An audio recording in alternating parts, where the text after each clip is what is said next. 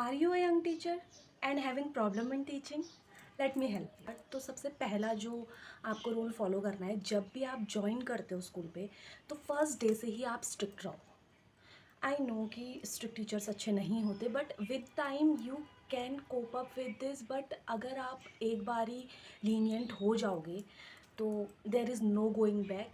तो पहले दिन से ही आप स्ट्रिक्ट रहो, और अगर अब आप लीनियंट हो चुके हो और अब आपको स्ट्रिक्ट होना है, तो that is not also the problem. But as a young teacher ज़्यादा प्रॉब्लम होती है, क्योंकि वो लोग आपको मे बी ऐसा लगता हो कि इन्हें कुछ आता नहीं है, या फिर उन्हें they don't know how to teach. तो बट सबसे पहले तो मैं आपको यही सजेस्ट करूँगी कि आप लोग पहले दिन से ही स्ट्रिक्ट रहो।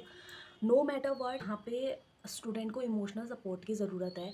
Weather you are PRT, TGT, PGTs, आपको वहाँ पे अवेलेबल होना पड़ेगा। आपको वो अपनी सॉफ्ट साइड दिखानी पड़ेगी, but not for too long, because that will cause harm to you only. Next मैं बोलूँगी कि अपनी नॉलेज को हम, या फिर आप लोग इतनी स्ट्रॉन्ग करो कि आपके एज पे वो मैटर ना करे कि इफ़ आई से 20, 21, 22, तो उस पर एज एक जस्ट नंबर बन के रह जाए। You know what I mean.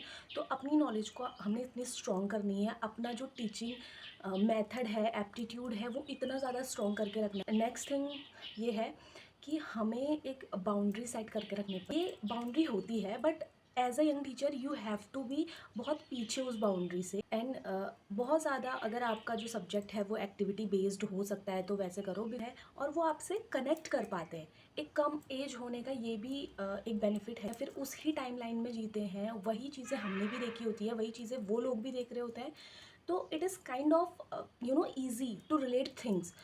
Feel कराया जा सकता है that you are not doing this, but according to your caliber, do your task with all your caliber, and just sit back and see the result। हमेशा हमने हर एक group होता है जहाँ पे ज़्यादा आई कांटेक्ट जाने की वो होती है, पॉसिबिलिटीज़ होती है। As a teacher I feel that, but हमें वो नहीं करना है बिल्कुल भी, क्योंकि this can be misunderstood by so many teachers, so many students. So we have to eye contact all the groups in classes.